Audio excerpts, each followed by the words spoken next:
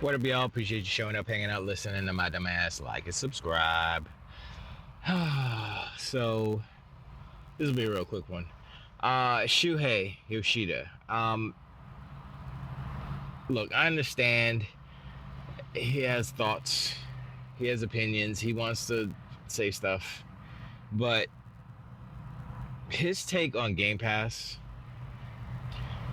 Look, I'm not gonna give him the benefit of the doubt. He's had that all the way up until this last outburst. I'm gonna call it because he is straight up incorrect, wrong. I don't care of his history. I don't care of what he's done for the industry. Maybe maybe a couple of his synapses are misfired. I don't know what's going on in his brain, but for him to say what he said about Game Pass, how it's fundamentally wrong. I mean, he's like, basically, he's positioning Game Pass versus PSN and how Sony does the subscription service and how Sony's doing it right because Sony gives the players an opportunity to buy the game before it's free in the service. I'm like, first of all, everything you said right there is incorrect when you're comparing it to Game Pass because Game Pass, you can buy the game. You don't have to. And also, when you're subbed to Game Pass and you buy the game, you get a discount. So that's more pro consumer. I feel like jumping through the internet and slapping Shuhei Yoshida. No disrespect, but when you're wrong, you get a slap with the baby powder. Poof. That's what you get. Not because you're a bad person or it's just that's an era. You get a little no, no, bad boy. I'm like, I'm and it's like everybody who knows about Game Pass sees it. So what I think he's trying to do is he's trying to convince some dim-witted, I would say casuals more so. Because if you're a dim-witted hardcore gamer, then you're just a dim-witted hardcore gamer, and it doesn't matter what you say, you're still gonna believe whatever you believe. Donkey, unicorn, in essence. So he's trying to speak to the casuals who don't know no better, and they say, "Oh, this guy used to work for Sony. Oh, he knows what he's talking about, right?" No, he doesn't.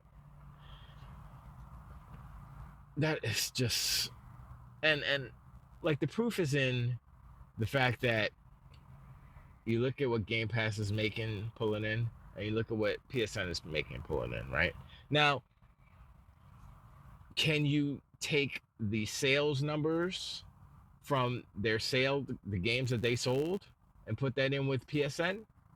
I mean, you could do that if you want to, but if you've noticed, the amount of games that they have been selling over at on PlayStation, very little games, not a lot. So you're sitting here saying we give the opportunity for consumers to sell. I mean, for Sony to sell the games to consumers first before it's free in some service, but they're not buying the games.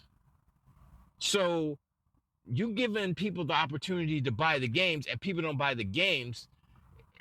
How is that good? How is that good for the industry when you're not bringing in the money for the industry, let alone your own former company, right? So he's wrong on many different levels. And so I'm like, look, I understand you want to keep like Sony in your heart and mind. I understand that you want to, toe the company line still. I don't know why. Maybe he's trying to get in later. Maybe he's trying to get on the board or something. You never know what these motivations are. But he is wrong. He's like one of those guys who are like, "Oh man, CDs. What? Go out and buy some CDs. Don't subscribe to Napster or don't pay for that. Don't subscribe to Spotify. Go and buy some CD." I'm like, don't subscribe to Netflix. Don't subscribe to Disney Plus. Go to the movies. I'm like, that's not what that's not how this evolution of media and entertainment is happening. It's happening before our eyes. It started with music, right?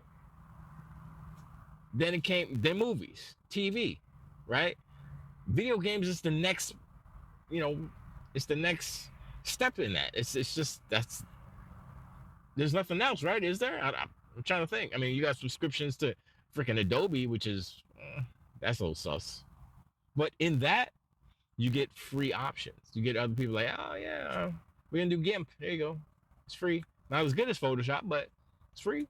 You know,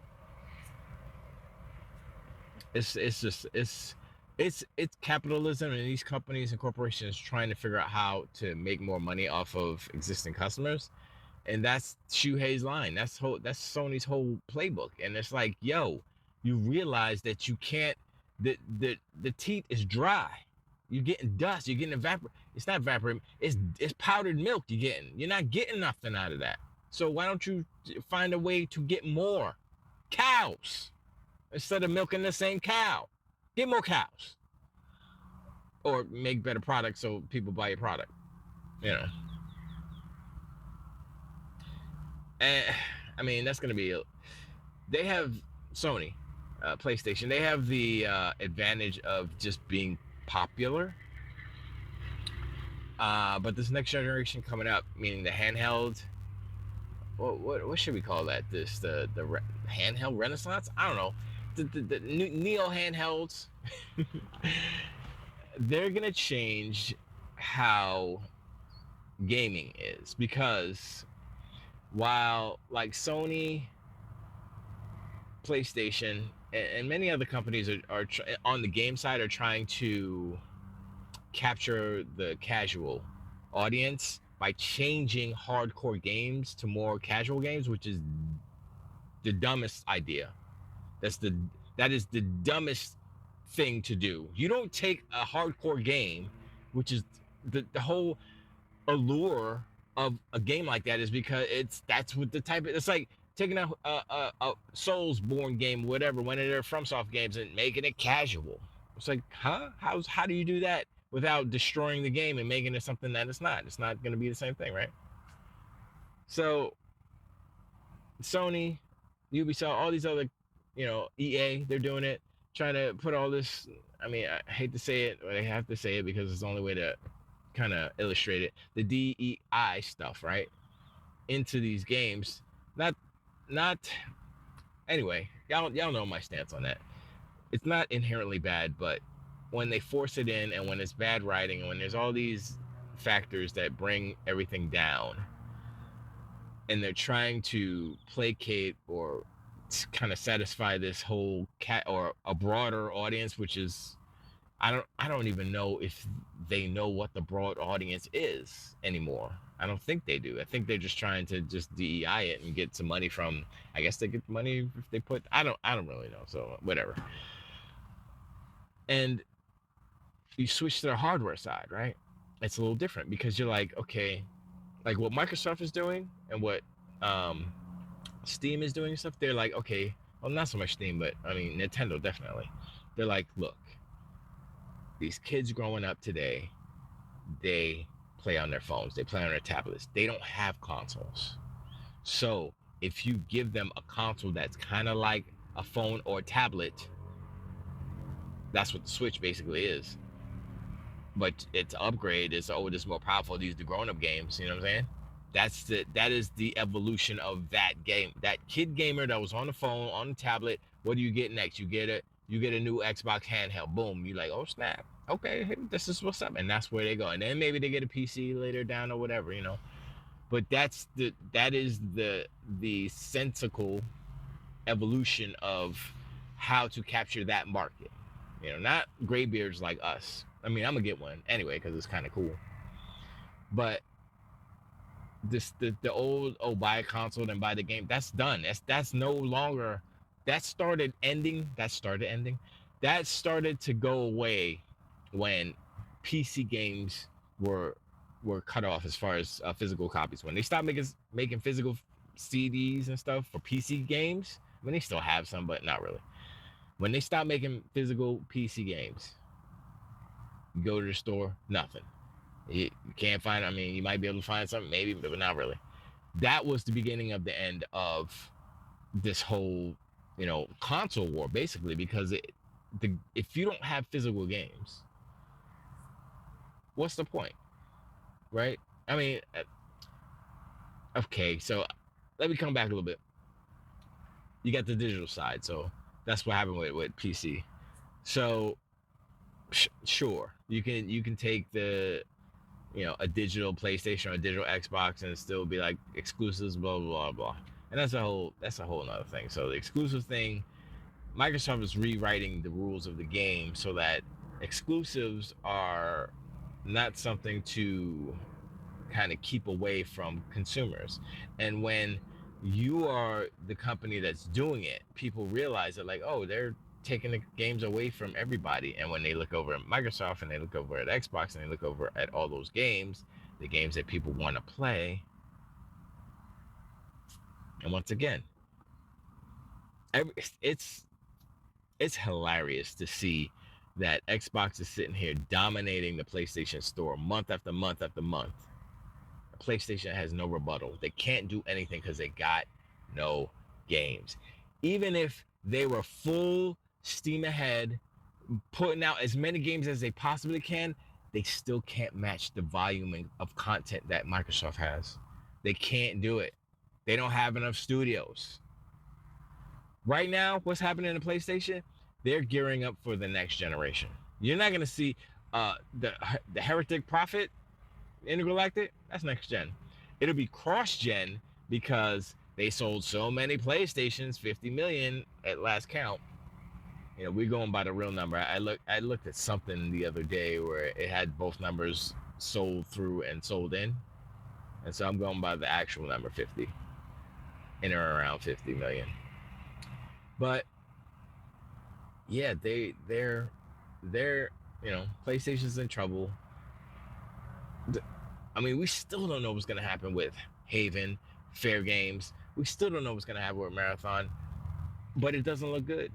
And there is no positive news about these games. So if they get canceled, people are like, yeah, that's what we expected. If it comes out, it fails, Concord 2, yeah, we expected it because nobody liked it, whatever.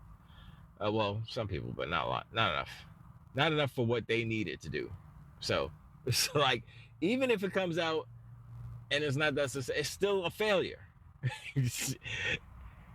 It's like a lose-lose situation, and like I said before, it's not a conspiracy theory, but it is a conspiracy theory. I think Sony is sabotaging Marathon in order for them to just destroy Bungie and be like, yeah, fire the guys who are trying to get their bonuses, and just take everybody and just make some new teams, call them whatever, like that. Was it looking for LFG, looking for game? That's from, I guess, Bungie people, the remnants of some Bungie devs. They're making that game. I'm like, are y'all just gonna keep trying and failing? I mean, I understand you have to keep trying, and you're gonna fail sometimes. That's the whole life lesson of don't give up. But I said this before in the previous?